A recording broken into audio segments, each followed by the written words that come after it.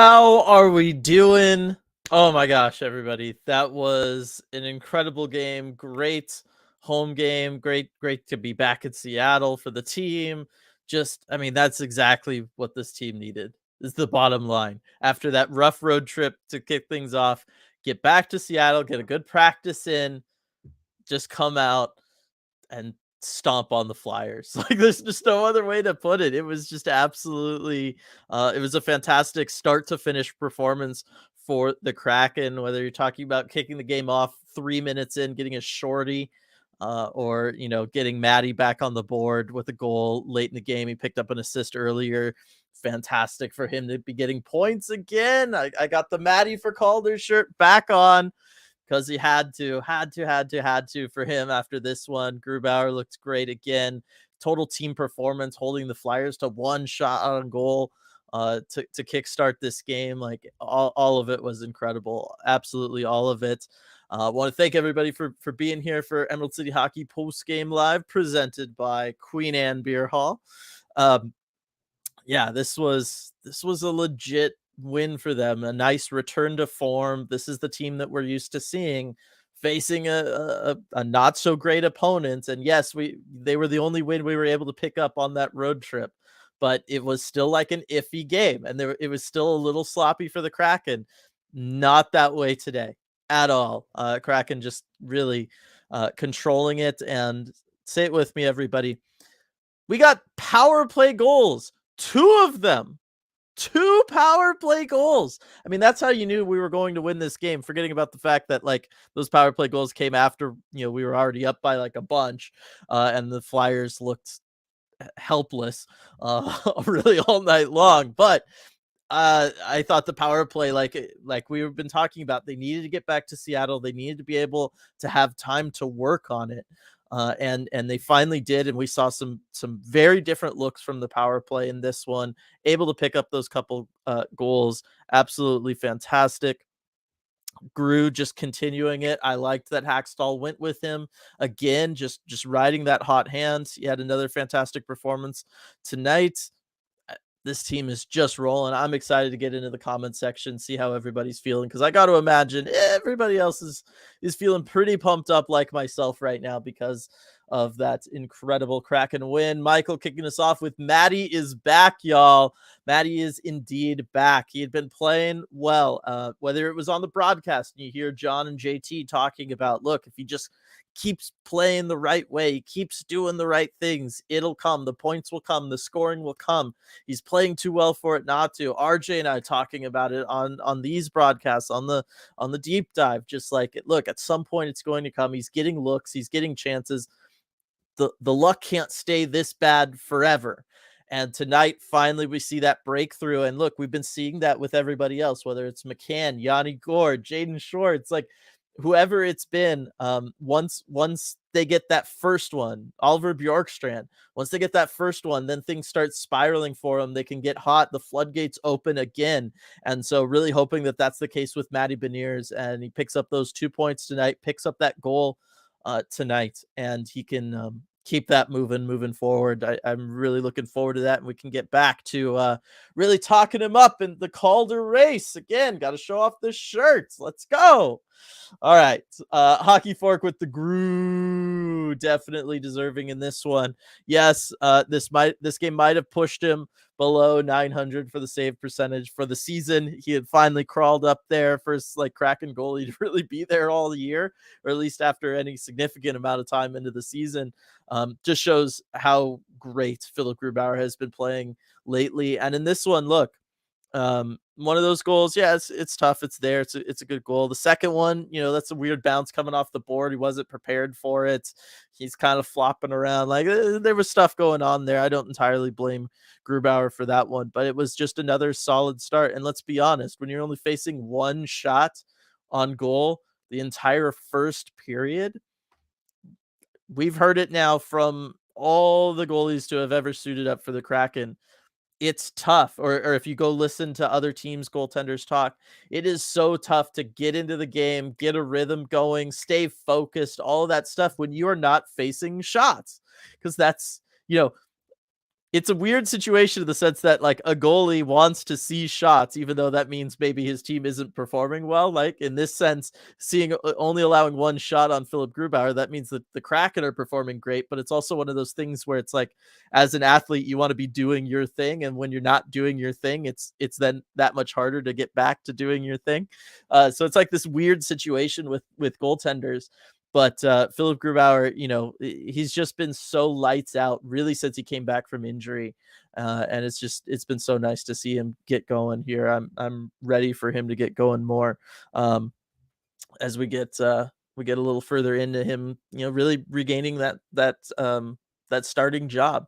Yeehaw, baby. Let's go from Coop. Sergeant Pickles got some studs and duds for us here. We'll start off with duds. Flyers avoiding shots like me at 2 a.m. Tell me about it. Kata Hot had the bad juju wearing Dave Grohl on his mask. Classic group playing well, but the stats won't show it. That is some classic Seattle Kraken Grubauer right there. Studs, McCann, Shorty Snipes, Gordo bombs from downtown, Maddie and Bjorky breakaway beauties. Yeah, when they talked about with Carter Hart back when he played in Everett playing against Bjorkstrand, and the damage Bjorkstrand was able to do back when Bjorkstrand was playing with the Winterhawks. You had to know then on that breakaway that Carter Hart was having some serious flashbacks to seeing Oliver Bjorkstrand again, and maybe that played a little bit of role in what Bjorkstrand was able to do. But it was, oh man, it was so good. Coop, Maddie finally popping off. Wish Eberle had canned the couple of feeds Maddie gave him.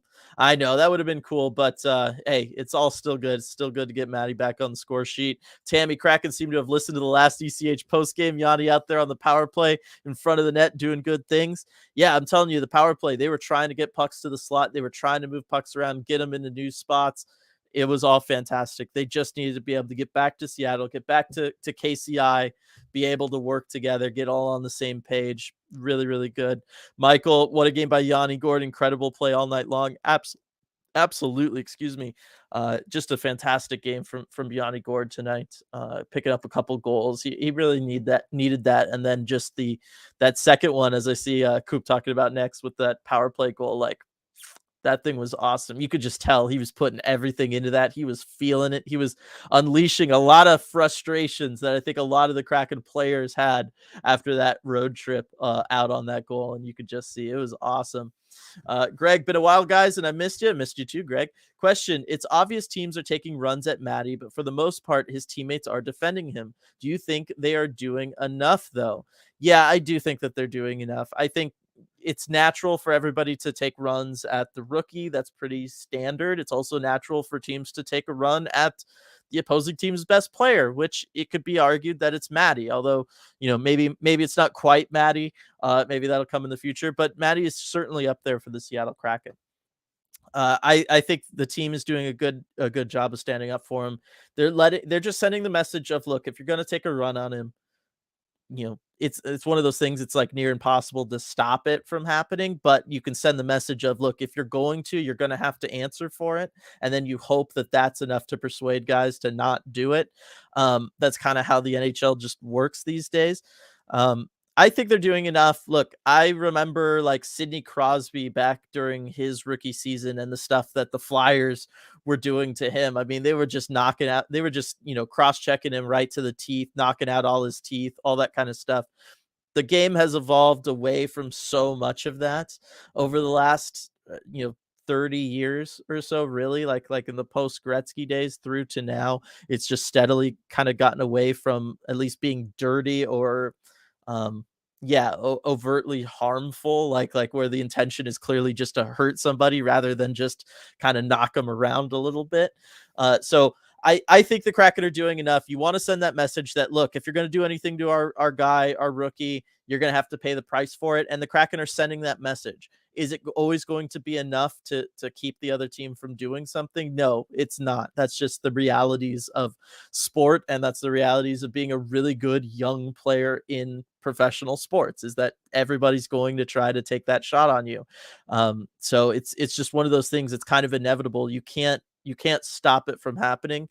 You can just try to do your best after the fact, and I think the Kraken are doing that. But good question, Greg. Daniel Gord's lightning roots are showing up at the right time. I know. imagine Gord if we get to when we get to the playoffs. He's gonna totally turn it on. It's gonna be really, really awesome. Really wanted one more save for Grew to get him to 900. I know, Coop. I know.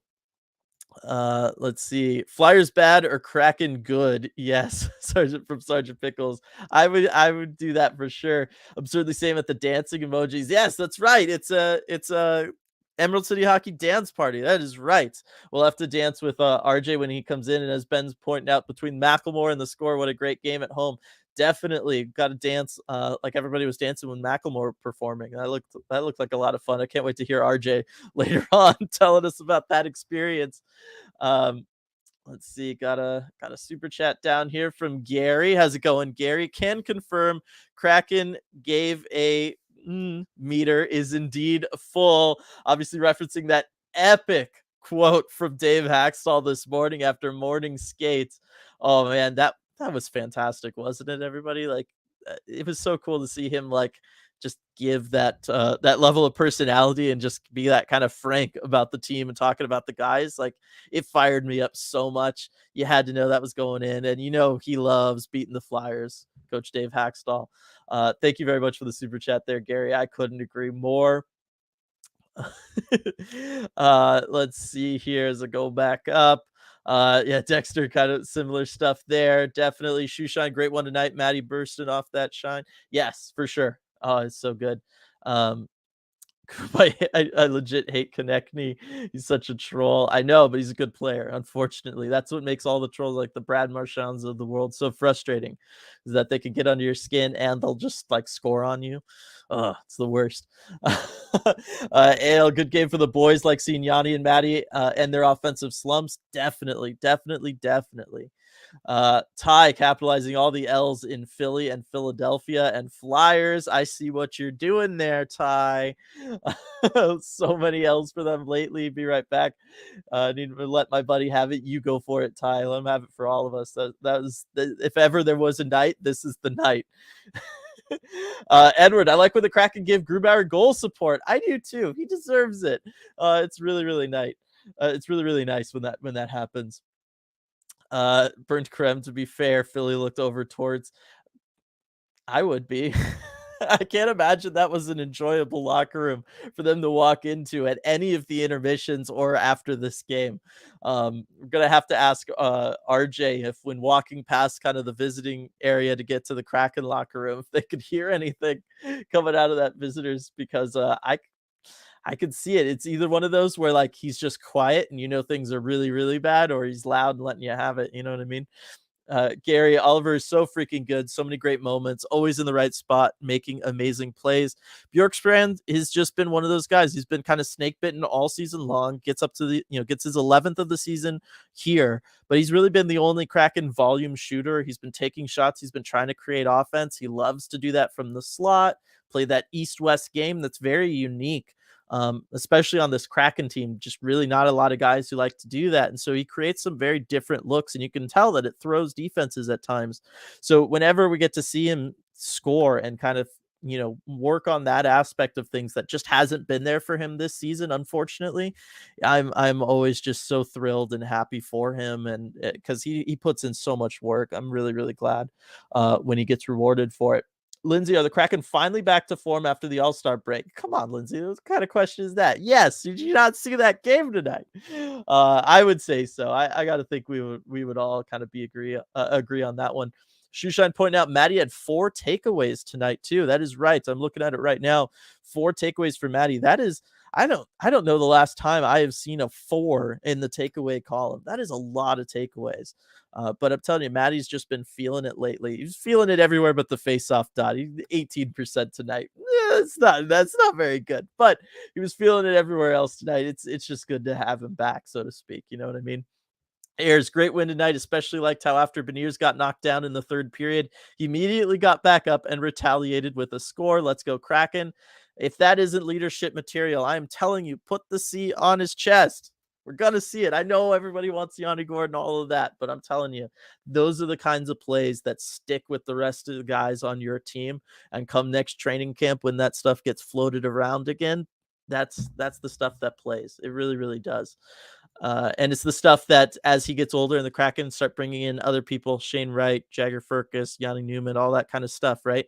That's the kind of play that really inspires them and gets them to elevate their game. And I'm working on my Fantilli scouting report right now, and I talk about the idea of this trickle down effect of playing with energy on forechecks and back checks. And what it does is, as a young player, and this is very much the case with Matty Beniers late last season when he first joined the team, and the case this season is when you play with energy on the forecheck and you put your body on the line and you're conditioning and you're really pushing your body, it has this trickle down effect of it causes your coach to want to play you more because they want to reward that effort and they love to see that, and it helps out the team.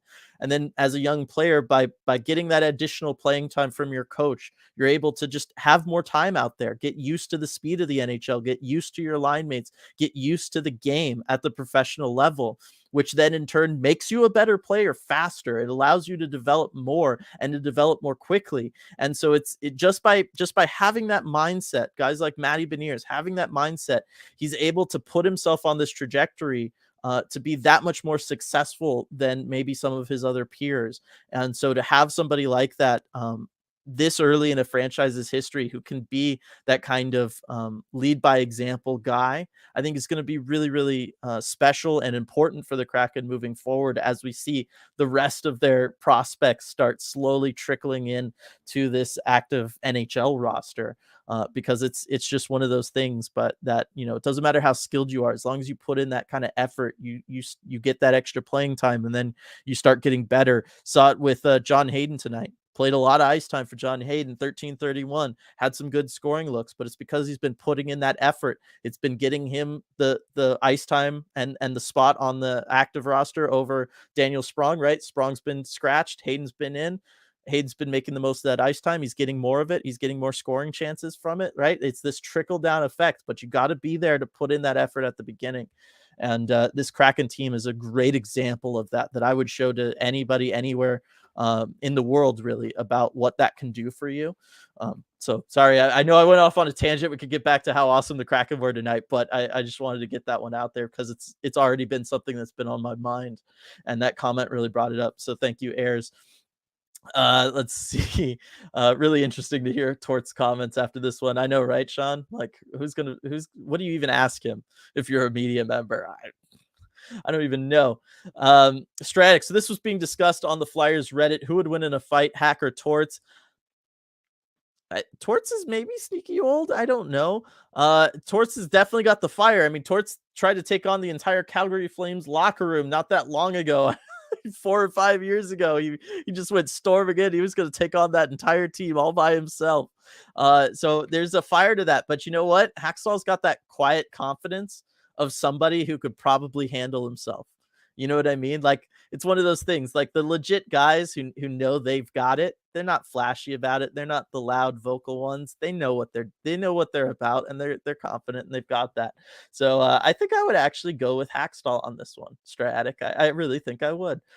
Uh, Ben, got to keep Yanni on the power play. Absolutely. Light third regular season series sweep for the season. That's pretty good. I like seeing that stuff. Lindsay, it's a shame San Jose couldn't hold their lead and beat Vegas for us, but I'm feeling much better about this team after that game. For sure. It's one of those, like, this is why we were glad to have those games in hand.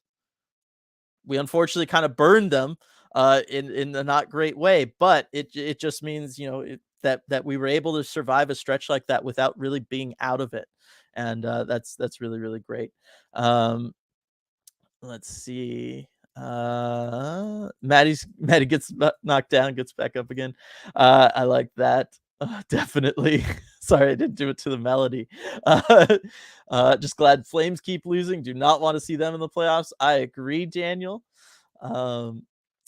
Let's see. Madero's practicing self-care and going to bed, but I have been thriving these past German gentleman games. I can imagine, Madero's. I hope you're enjoying all of this. You deserve it just as much as he does. All these starts from him, and he's just been playing fantastic. But have a good night. Have a good night too, Pablo, in here with one. Let's see. McCann's out of sight shooting percentage doesn't seem to be regressing to annual. Yes, I know. I was just talking about that, but here it was again tonight. How many shots did he have tonight? He had 3 shots, one went in. All right, so around 33%. That's still above. It's going up after this game. Love to see it. But look, the bottom line is if he's going to have the opportunities to just take a shot and snipe it the way he was able to for that first goal against Carter Hart, he's gonna score. Like he's a shooter. He's got one of the top shots, definitely a top 10 shot in all of the NHL. I'd have to think about whether or not it's top 5, but it is definitely top 10. Um, he is I mean, it's just he's so good. And so, anytime the Kraken can kind of scheme things to try to get him more looks like what he was able to get shorthanded tonight, I think that would be in the best, interest of all parties involved, except for the other team, and especially the other team's goaltender. They might not like that, but, I don't care. All right, let's see. Philly's second goal, unlucky for Drew's goals against average, but oh well, who cares? Maddie is back on the score sheet. I agree, Nathan. It's a little rough, but it's all good considering how the rest of this game went for sure. Stratic reminding everybody like the stream. Thank you. If the Kraken could get a first round pick for Susie at this point in the season, do you capitalize on it? Oh, that's a really interesting one. I mean, it depends on if you're still kind of valuing the future over the now. If that's the case, then absolutely you take that. Anytime you can get a first round pick coming back in, that is valuable currency. You absolutely take that. I also feel like you just got Jacob Megna. Feel like he can fit in. Kale Fleury's looks pretty good this year. You could probably survive the Susie thing. However, if you're feeling like, hey, this is a special group we have, and we might be able to do something this year, then I think you hold on to Susie. And instead of maybe, RJ's talked about this, maybe he becomes your rental. Instead of trading for somebody, you just kind of hold on to the asset you already have, lose him in the offseason for nothing, but you keep him around to try to make your push this year. So it's really one of those. It's like a personal preference kind of thing, whether or not you're looking towards the future or you want to stay with the now. But me personally, because you were asking me, I'd probably make the trade. I would value that first round pick over it. I still think, as great as this team is this year, are they really winning the Stanley Cup? Like a lot of things would have to fall in the right direction. Maybe I'll take the first round pick. And then heck, maybe if I can turn that first rounder into somebody before the deadline, I would also try that. Like, why not? Somebody who can help now and in the future. Um, Let's see, Lindsay, is it officially time to put Bjorky in the shootout lineup? That release, though, I say yes. Let's do it. What do we have to lose, right? Let's see. Beniers for Calder, definitely Cedric. Some more talk about him there. Coop, Maddie back up to an 8-point lead on McTavish in the rookie race. I know, Coop, I was getting worried there for a little while because McTavish was starting to heat up. He was starting to feel it. And to be honest, if things were going to end close between Maddie and McTavish, it would be hard not to kind of go like, well, one of these guys was on a team that was, borderline top of their division, and the other is going to be in the Bedard sweepstakes. So you could see maybe some voters wanting to swing things for McTavish in that standpoint, just because if the production was equal, I would argue that the Kraken are kind of only in the position they're in because, in part, because of Maddie. So I would argue that it should swing it the other way. But with voters, you never know how things go. So I just think anytime Maddie can have that point lead, it's that much better for him in that Calder race. Um, Devin tried to get us to beat all these different teams. We're gonna try. I would love all those wins too, for sure, Devin. Bryce, love to see the route after all these close games. Much better for my anxiety. It helps to breathe easy. Definitely, definitely. This is definitely helping all of us, I think. Um, Daniel, everyone needs to be going to the game in Vancouver on April 4th. You can get ice level tickets for $70 and in the door for 30. It's during a lot of school district spring breaks.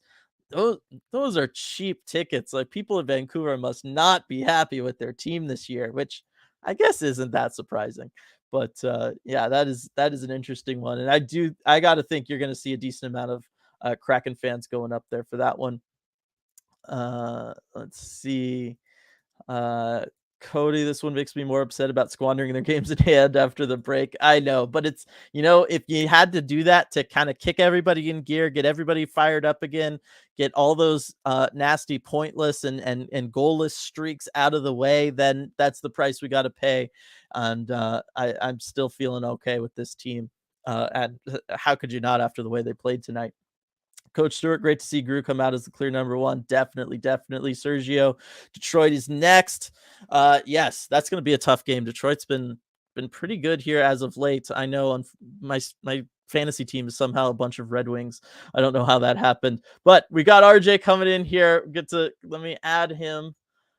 Let's go. How's it going, RJ? I got to think pretty good after that game tonight. Yes, going great. Just first of all, awesome to be back here. Win or loss, anything. Just great to be back in this building for another home game after so much time off. And then to have this game to come back to, it was excellent. As you can see, all the Kraken win lights going on in front of me. But yeah, I mean, it was just a dominant game, start to finish. I'm sure you've covered, kind of a lot of the details and everything and how it went. But the energy just felt great in the building too. You had that feeling from the start.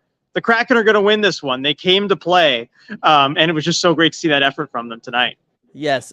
So I think the first question, there's been lots of things that I've said, let's wait and we'll ask RJ. But the first one we got to know is, RJ, could you hear John Tortorella from the visitors' locker room, maybe as you were walking through some hallways or anything?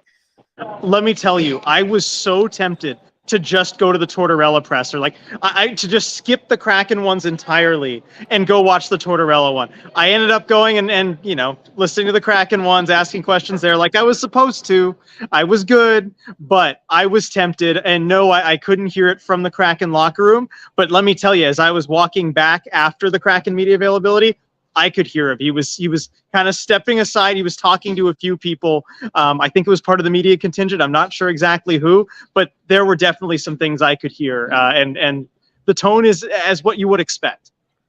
Interesting, because I was speculating whether or not this would be one of those where he really lays into people, or it's one of those he's just quiet and it's that much worse, I think probably the former. I'll just say from that, I'm going to be professional. I'm not going to say anything that he said, but yeah, you could tell from the tone. Yeah, I am sure. With the rest of the game, I mean, yes, like you said, the energy just seemed to be there from the very beginning for this team. I mean, you get a shorthanded goal 3 minutes into the game like that.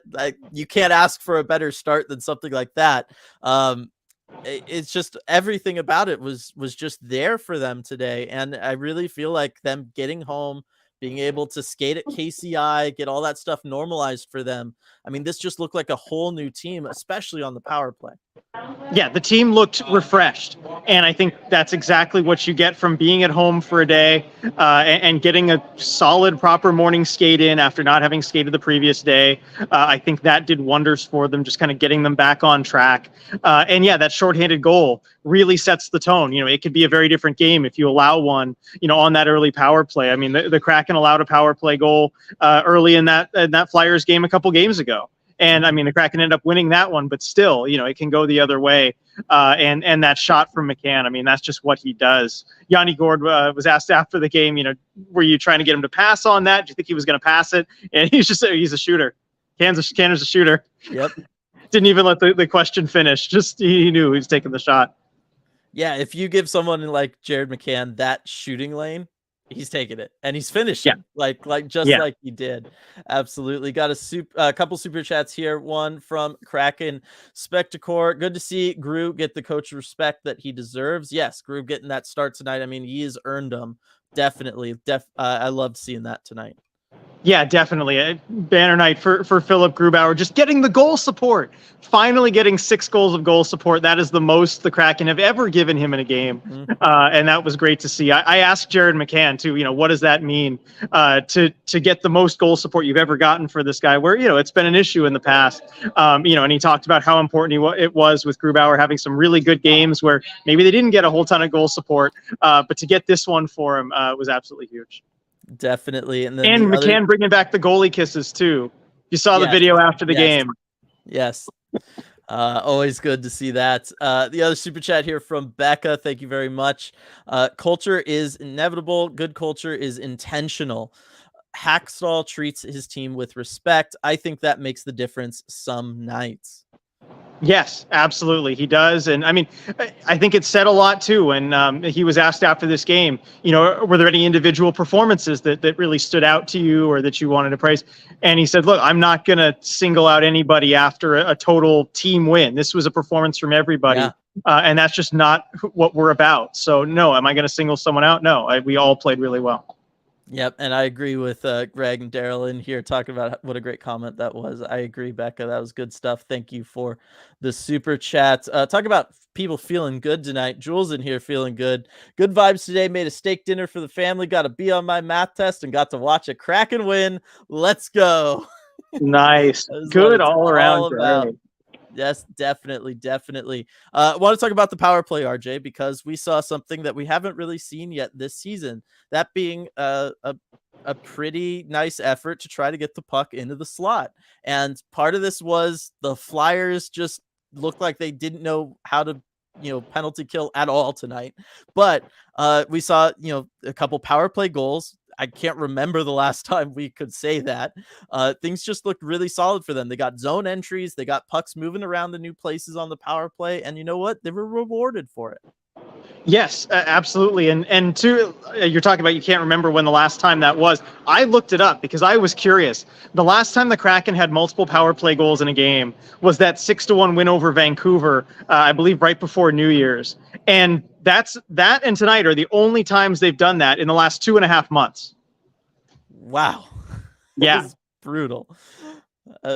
But anyway, really the power play looked a lot better, and one of the reasons was highlighted by Yanni Gourde. He was talking after the game about that net front presence and getting pucks to the net. He said whether it's tips, rebounds, however you want to create that offense, getting pucks into those dangerous areas and having guys at the net is really important. And I think that is the fix to a lot of power play woes for teams, just getting a guy in net front. And it's funny because I saw that this morning, really, watching morning skate, watching the two power play units. There was the unit that Yanni wasn't on. I think you had Wenberg net front again, and it was kind of meh. And then you had the unit with Yanni playing net front, and I just loved what I saw. Getting in the goalie's face, taking the eyes away, even jamming home at a couple rebounds against his own goalies at morning skate. You could tell he was kind of feeling in that mindset. And then to score 2 goals at the net front in this game, I just wasn't surprised in the slightest. No, that's what you expect, and I'm happy to see him there. He just looks the most natural there of really anybody on the Seattle Kraken squad. And so when they need somebody to do that, he's just the natural kind of fit in my mind to be the guy to do that. And we saw it tonight. Daryl, nice win, passing much better tonight. I know we saw some tape to tape passes, RJ. I don't remember anybody kind of having to kick it up out of their feet at all. No, they were feeling it. And it really contrasted too with the Flyers' just seemingly inability to find anybody tape to tape. It was noticeable which team had their passing dialed in. Definitely. I know Edzo was talking about this on the broadcast a little bit. Sergio, Kraken need 100 points to be in the playoffs for sure. So 32 points left or 16 wins. Boys can do it. They definitely can. I mean, they are just, it was a rough road trip. We all know that, but they were getting better. There was good signs coming through those last couple games, and then to culminate in this. I mean, this team it's special, RJ. Yeah, and the numbers are very much in the Kraken's favor too. Even the worst looking projection models have them at like 85% chance to make the playoffs. You keep banking points, you're going to be playing playoff hockey. And Lindsay pointing out the Kraken's next W will be magic number 32. Yep. And actually, the funny thing, I was talking this morning with Everett Fitzhugh and a couple of the other guys, and he pointed out too, the last time that Seattle has had like a proper spring playoff race was when the Sonics were here back in 2005. Like, it's been a long time. Let's enjoy this too. Yes, definitely. One of the things that we talked about earlier, RJ, just to go back to the coaches for a second here, was somebody had brought up the question of who would win in a fight, John Tortorella or Dave Hackstall. I went with Dave Hackstall. I think he's got that quiet confidence of a man who knows how to finish something. I think so too. but I would still go with Tortorella just because I think Hackstall is going to try and fight fair, and that'll be his undoing.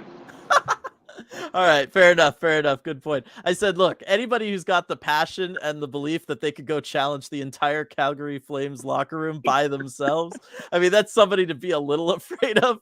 Just the absolute like unhinged level maybe of it. But yes, Certainly after this game, I'd give Torts the edge.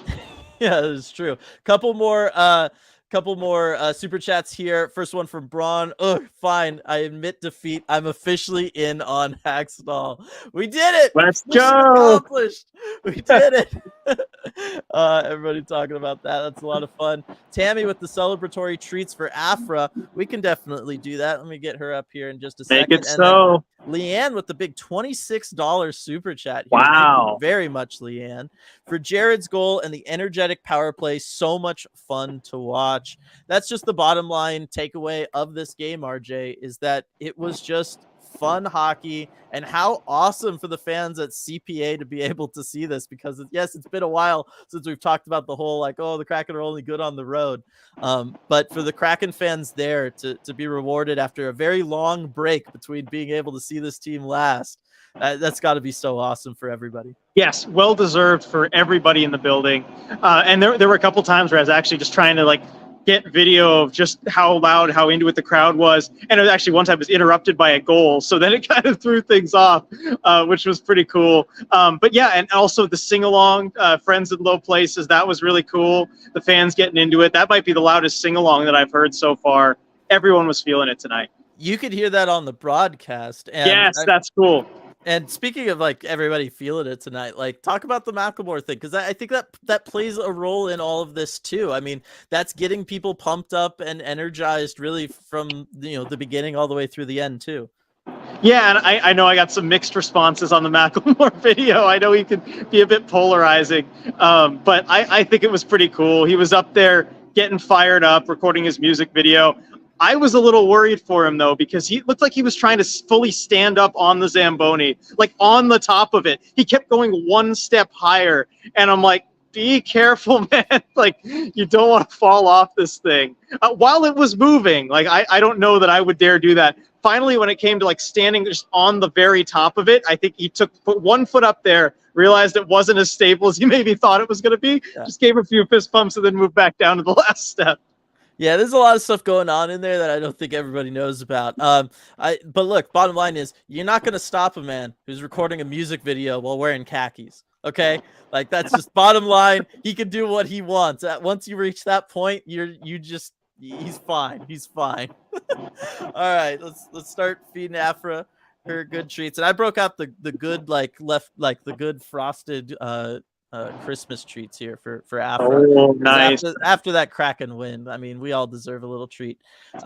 Daniel talking about Red Wings have won 5 straight, so it'll be a good game. Yeah, RJ, I have a question for you. On a Saturday night game, why is it starting at 7:30?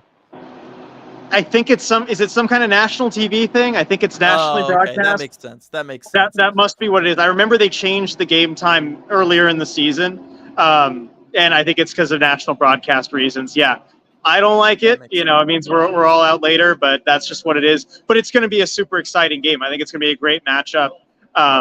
Yeah, I'm looking forward to it. It'd be good to get a team that's maybe a little bit better than the Flyers as kind of a measuring stick for the Kraken. Yeah. Lindsay, I wore my McCann jersey tonight because I had a feeling it was Canner time, and he did not disappoint. No, he did not. Braun, Dylan, I know you've done this before, but if you had to compare Matty B to a player from the past decade or so, who would it be? All right, so the player comp that I actually have in my scouting report from 2 years ago, from his draft eligible year, was actually Sidney Crosby, just because of the energy he played with and his responsibility defensively, the way he plays down low, uses his lower body strength. Like, stylistically, it's Sidney Crosby. Again, is he Sidney Crosby levels of good? No, but he plays with kind of the same style. And I don't know, things maybe have changed a little bit. I still don't see Bergeron. I know that's probably what he would want me to say. I still don't know about that, but he's just a special player all the way around. And in some ways, he's just kind of becoming his own person and his own kind of player. Like I could see one day maybe comparing other people to Matty Beniers. Yeah, I love that. I mean, I do think he's kind of, you can see like fused elements of other players, but yeah, he's got his own style to him. You try and do a comp, and you're like, oh, well, he's like this guy, but with this, or he's like this guy, but with this other thing. So, yeah, he's becoming his own player. Yep. Also, what's Furcus's timeline? Is he someone I should look forward to seeing next year in a major way, or in a fourth, or as a fourth liner, or not at all? Probably not at all, just because of the size issue, unfortunately. With the Kraken, but if you're a Firebirds fan, you can look forward to seeing him. No, he doesn't have one. Oh, he's got one more year. Never mind then. Yeah. So, not quite. He'll still probably be playing in the WA. Yeah, you're right. But things are good there. A lot of the prospects, I don't know that anybody's going to be ready next year for the jump outside of Shane Wright, but everybody should be good. And when you talk about the Firebirds, like a Yanni Newman should be, you could see making the jump. Riker Evans is the other one that I would think we'll get a shot. The big one. Yeah. Absurdly Sane, given our home win record and the fact that we beat the Flyers just a few days ago, I was nervous about tonight. I guess it was for nothing. I mean, look, after the last week and a half with this team, I could see being a little nervous about just about anything. So I don't think that you were totally in the wrong for that, but it's nice to have kind of this definitive, no, we're fine. We're back. Yeah, definitely. Everybody talking about Furcus now and stuff in here. I love to see it. I have a feeling Kraken will make it to the semifinals, and it'll be my guess against the Dallas Stars. I would take a Western Conference Finals against the Stars. Oh, for sure. I'd take that any day. Yep. Even though you know that the Stars are going to win because Peter DeBoer is going to go to the Cup final and lose in his first year as a coach with a new team like he always does. Yeah, it's just like the laws of the Matrix that we live in. Lindsay, important question for RJ. Why are the Kraken fans so good at singing along to Friends in Low Places? Damn, that was so crisp on the broadcast. It really was. It was every bit as crisp in person. I wasn't fully expecting it. I knew they had the playing the song going, but when the song's going, you can't really hear the people over it, right? You have to wait till it stops to gauge, how loud everyone's singing. And I actually happened to be taking a video of some friends who were at the game, and I was trying to zoom in on them and everything. And then the fans started going, I'm like, oh no, I need to zoom out and catch this on video. It was amazing. Yeah, it was. I mean, it was very loud and clear on the broadcast. It was pretty cool. Nathan, Root Sports just showed a graphic with the Canucks still in the hunt. They didn't say what the hunt is for, right? Yeah, no, they did not. Bedard, maybe? Is that what we're looking at? No, I mean, it's one of those. Bron, also, congrats to Alex Wenberg. Got a whole shot on goal. Wow. Hooray. Who did it? Yeah, I mean, we were talking about it. Someone brought it up earlier. Sorry, I forgot who it was. I think it was Light. This is our third season sweep of the year so far. That's pretty good. Yeah, I'm trying to think. Last year, I think we only had Florida. Yeah, Florida. I can't remember anyone else. So that's a nice, healthy increase year over year, I would say. Let's see. Sergio, imagine Kraken had 60 points last season. What a change. Yeah, I mean, we're already blowing past that. Blown right by that total, yeah. 55. It's awesome. Awesome. 60 last year, on pace for 100 this year. Wild. So great from Nathan. Definitely. Let's see. I was happy that Oliver Bjorkstrand got his goal from Robert. Yeah, I mean, I'm happy. I talked about it earlier, RJ, but I'm happy every time he can score because he's been trying so hard all year long, playing the game the right way, similar to Matty, breaking out of his kind of pointless and goal streak in this one. You just like when players who do all the little things get rewarded and get back on the board. Yeah, I mean, it was a big night for guys kind of breaking out of slumps there. Matty, of course, a huge one, ending his 10-game point drought, then ending his 10-game goal drought. That was big for him. Yanni Gord hadn't scored in a while, and he was asked about that, and he actually said, yeah, thanks for reminding me. Thanks for the reminder. So that was pretty funny. But, yes. Just good games for all those. And of course, Bjorkstrand, the team shots on goal leader, I believe. Just whenever he can get rewarded, he's putting in the shots. Yes, Yanni. Well, Yanni. Oh, yeah, for the season. I thought you meant for tonight. I was like, yeah, for the season. Yanni Gord. Yeah. Yes, for the season, he's really been their only volume shooter. Like he's Yep. just like light years ahead of everyone else in that sense. One thing I want to bring up just because I think they deserve it after kind of the other stuff we've talked about them. Borg and Alexiak tonight looked pretty good. I like totally different guys. They did. The D pair did great. And you know what? Yanni Gord, I think the question was just, what specifically did you like about this game or what the team did? And he immediately said, Will Borgen was our best player tonight. He singled out Will Borgen right away as the team's best player and talked about all the great things that he did. His solid positional play, blocking shots, everything that Borgen did. So we know that Yanni's a fan of Borgatron, as I believe it is. But he definitely loved his game tonight. Love it. But yeah, I mean, +3 for Borgen, +2 for Alexiak on this one. Really, really solid night from the two of them. Got a super chat here from Duthin. Shout out for the special teams tonight. That was a back-breaking shorthander to open up with. I can't imagine a worse feeling for a team than to give up basically a 2-on-1 shorthanded and watch somebody just eat your goalie alive like that 3 minutes into a game. Yeah, it's just a killer, and you could see it in the Flyers play. I mean, really, the rest of the game. It's hard to do the counterfactual of okay, what happens if he doesn't score on that? But they had one shot on goal all period, none on that power. The rest of that power play, they just looked dead at that point.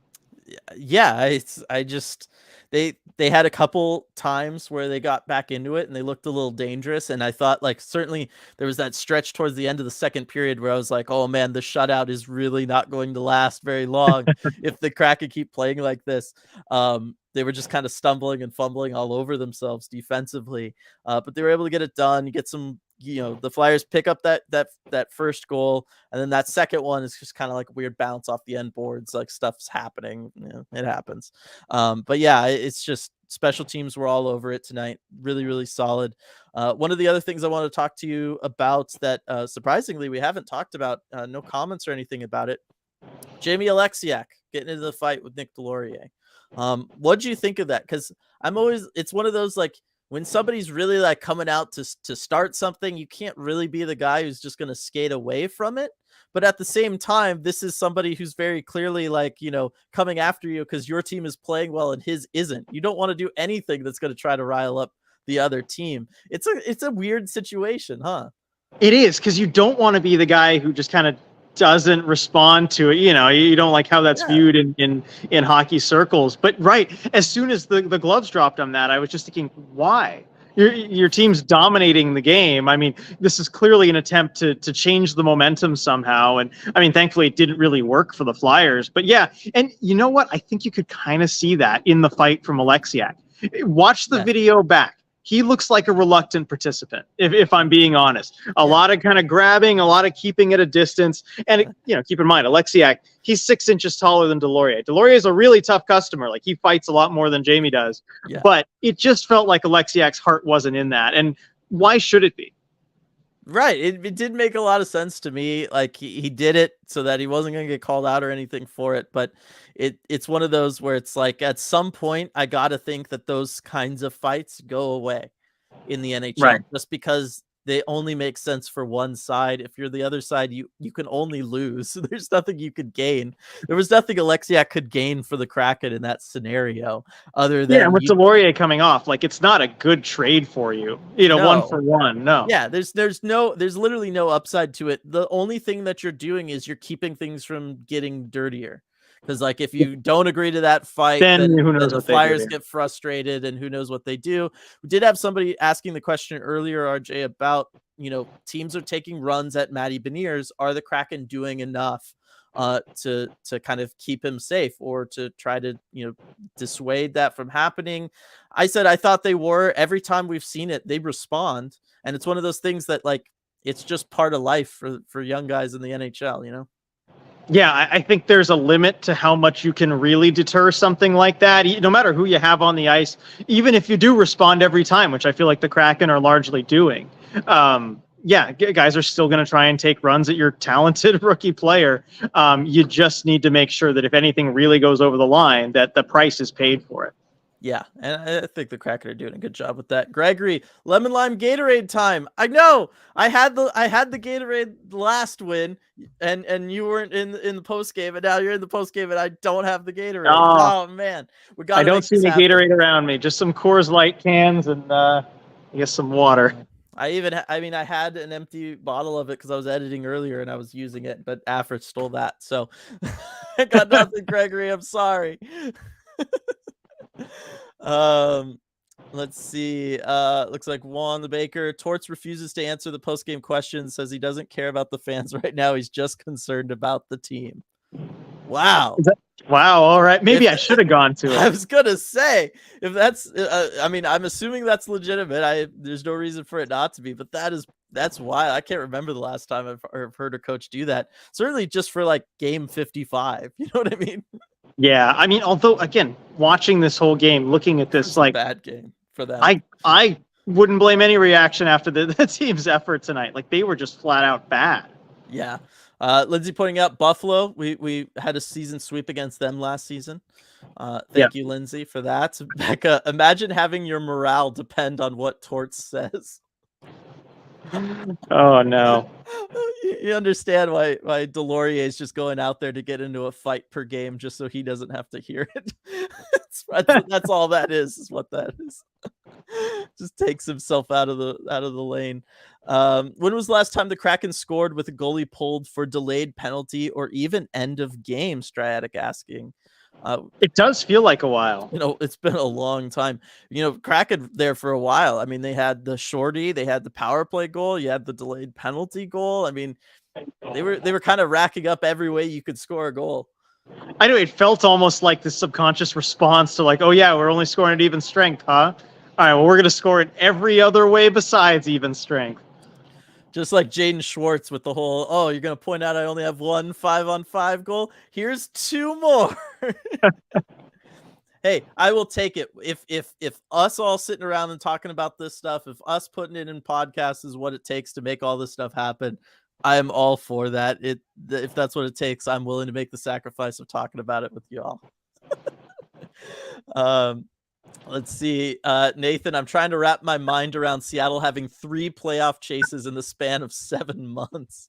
Pretty good time in the Pacific Northwest right now. Oh yeah, something that I think people here just aren't really used to, but they're certainly embracing it. It's just a great time to be a sports fan in Seattle. Yes. Daniel, we had 1 delayed penalty, I think, in December that Schwartz scored on. So as with a lot of the stuff we're finding, you got to go back a little ways for some of this stuff. Becca with a question. This was such a great game. Does your viewership go up on nights like this? Yes. So the 2 main keys for our post-game viewership, to let everybody in on the big secret, is West Coast games, so that the post-game starts at a time when people on the West Coast, Seattle fans can realistically join us instead of trying to hop in at like 7 as you're, maybe having dinner or stuff like that. And then wins, definitely, we see an uptick in viewership after wins versus losses. Yeah, definitely. And I mean, I've gotten to the point where I can almost kind of predict ballpark what it's going to be based on the game that I just watched. And so let me tell you, I was eager to get in here after this one.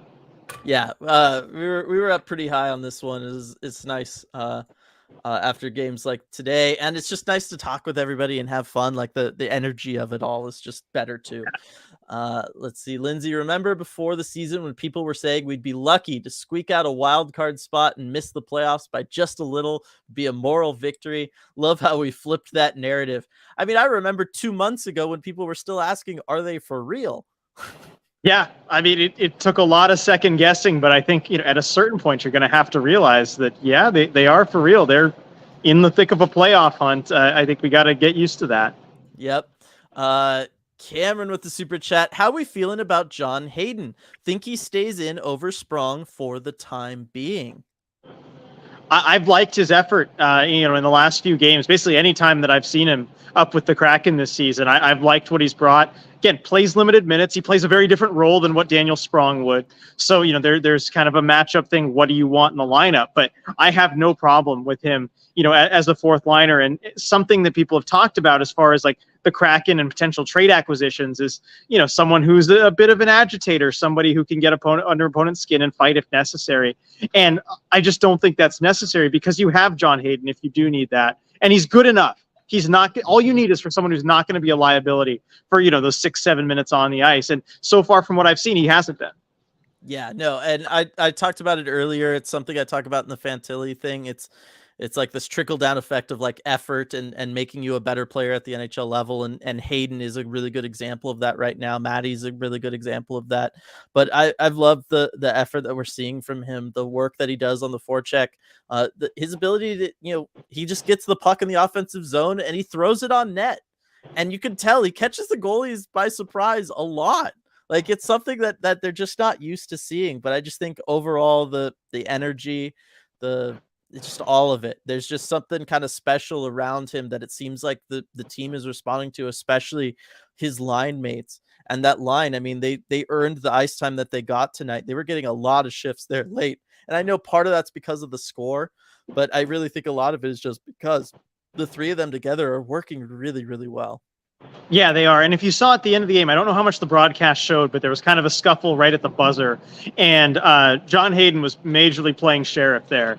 He was making sure that everything was sorted out the way it needed to be, and then nobody took any extra run at their guys. Yeah, and you know what? Anytime we get him doing the intermission interviews with Piper, the way he stares into the camera and responds to us all, I love it. That's what we want. Hockey needs more of that, talking to the people. That's a guy who gets it, and I like having guys like that around.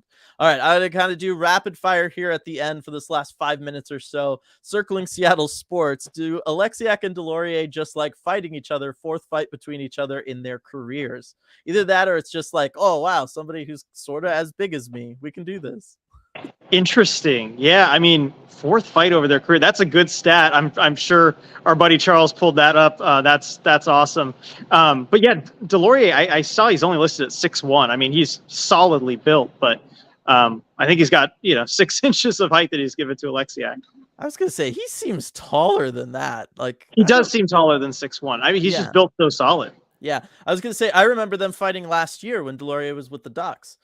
He fought Alexiak at one of those games I was at in Anaheim, and that fight was the longest fight I had ever seen live. It lasted almost a minute and a half. It was like just a solid, and they were just going at it like Rock'em Sock'em Robots, just flying at each other. I remember that one. I remember that. That was a good awesome fight.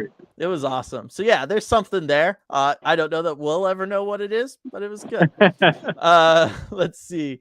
Some more talk about how entertaining the Tortorella presser was. Gonna have to go watch that after this. Gregory, it's all good, brother. Just finished working 7 straight days. That's why I've been MIA. Well, dude, please get some sleep and rest up. That sounds rough. I don't care what kind of job you have. 7 straight days is a lot. Oh yeah. Bach, you guys are responsible for putting Yanni on the power play. I don't know about that, but I mean, we've talked about it for sure. Yeah, I mean, we have talked about it, and certainly as soon as I saw it this morning, I mean, it looked really good. Yep. Edward, everyone likes ECH Postgame Live after dark. Definitely. Nathan, by the way, since I missed the postgame the other night, shout out to UW men's hockey, Pack 8 champs. Hockey is alive and well in the Pacific Northwest. Definitely got to give some love to UW there. Yeah, big congrats to them. I mean, they've had a great season. I mean, we just had Charles from Circling Seattle Sports in the comment section. He's done a really good job with coverage of that team. And yeah, Pack 8 champs, it's not my USC Trojans, but that's okay. Right, it's better. I'll take it. Nathan, seems like Hayden is one of those smart guys who's been around and knows what it takes to be an NHLer. I agree.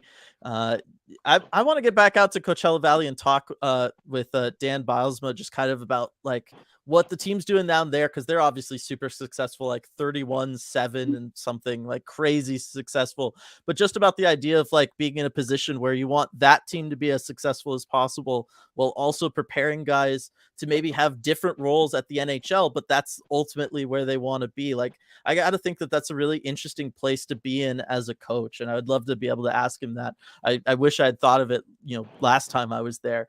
So I'm gonna have to try to get back out there and have a chat with him about that, because I would be really curious to hear that answer. But we've seen it from all the guys who have the Kraken, when they've needed somebody to come up from the Firebirds. We've seen that these guys are ready to go in whatever like situation they need to play in.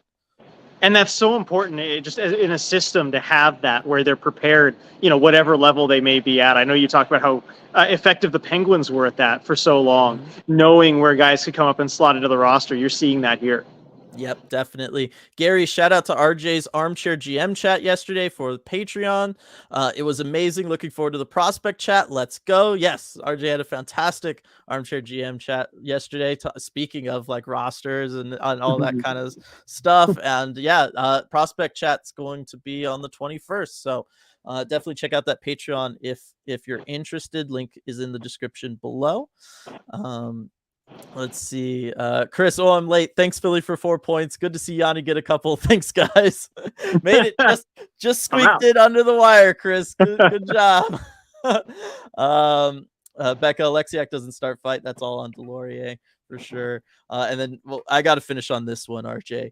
Devin, okay. I like Brian Burke press conferences alongside Torts.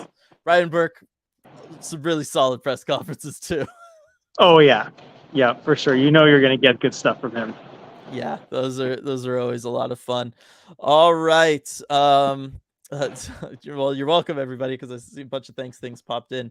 Stratic, I'm also curious about Jess Campbell's role on the Firebirds. Every indication is that she's killing it, and I wonder if this creates bigger opportunities for her in the future. It will definitely create bigger opportunities for her in the future. That I really believe. And yeah, he spoke about not just her, but their other assistant coach. Names. Is it Stu? Is it Bickle? Something like that. I'll give him a shout out on the deep dive or next post game. But he talked about how both of them and the different works that they're doing and how important that's been for the team. He spoke more about them than anything else last time I was at a Firebirds game, and that was their home opener. And he was just wanted to talk about what the amazing job the two of them have been doing. So really, really cool stuff there. Awesome night for the Kraken. Good to have you back at CPA joining us from there. Good to have the Kraken back. Great to see the power play goals. Maddie back on the board. Yanni back on the board. Everybody, it's been awesome. But I think that's going to do it for this episode rendition of ECH Postgame Live. See you all after that Detroit game on Saturday. Should be good.